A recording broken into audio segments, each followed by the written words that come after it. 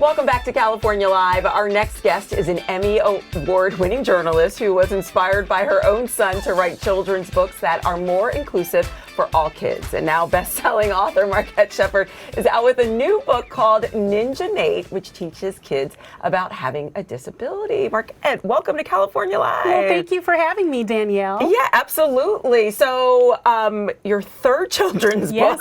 Yes. What made you want to write about this character? Yeah, so Ninja Nate really came to me because I was reading a story in the New York Times about a group of cousins who were playing soccer one day, and they were in the Middle East, and one cousin stepped on a landmine. Oh, wow. And as a result of that fateful incident, every kid in the family under 12 years old lost an arm or a leg. And as a mother, I felt extreme empathy for these children. And I also have a mission of creating books that are inclusive, showing people who we may see in our everyday world, but may not have social relationships with, so that we can know them and understand them and fight this otherism that is so prevalent in our society. Yeah, and so your son was a big part of this and inspiration. How did he inspire you to do this? And I mean, aside from reading the news and sometimes, you know, people I read about, they stay with me for so long, and that was the case with this family. My son loves martial arts, okay? So I grew up a girly girl in a house full of sisters and girls, and I don't know anything about sports and martial arts. And so my son has brought me into this world. I am a kung fu mom, you know? He started a business in kindergarten selling ninja headbands, you know, and we supported that. And he's all about ninjas, and I don't meet a kid who doesn't love ninjas, girls or boys. That's my son's business, which I am an investor of. And if you want to invest, fantastic. Let's talk. Yeah, so that's his business. And so when I decided I wanted to write a book to develop empathy and teach kindness to children about someone who's experiencing something different than me and different than anyone in my family, I knew that ninjas had to be a part of it to draw in the kids and the masses, and then I wanted to teach the lesson.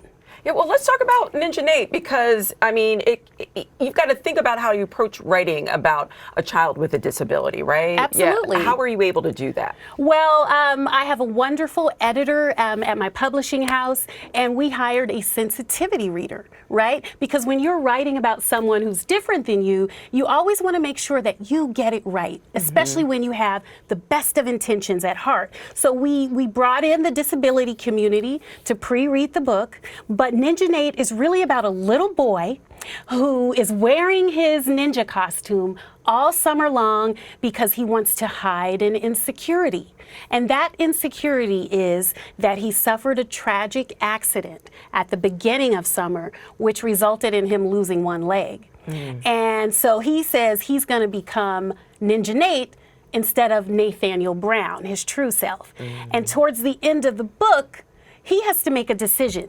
Is he going to go back to school, the 5th grade, as Nathaniel Brown or Ninja Nate? And is there really a difference at all?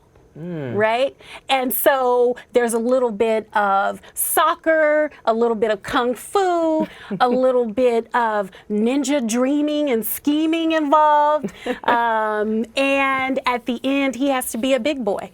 And doesn't every child have to deal with that? Yeah. And the only difference is my main character, Nathaniel, he has a robotic leg. And I actually think the robotic leg is pretty cool. And if we start talking to kids about, you know, robotic legs and kids who are different than them, they'll probably think it's cool too, and not this thing that you have to whisper and not pretend to see. Yeah. And what do you want kids and parents to get out of this book?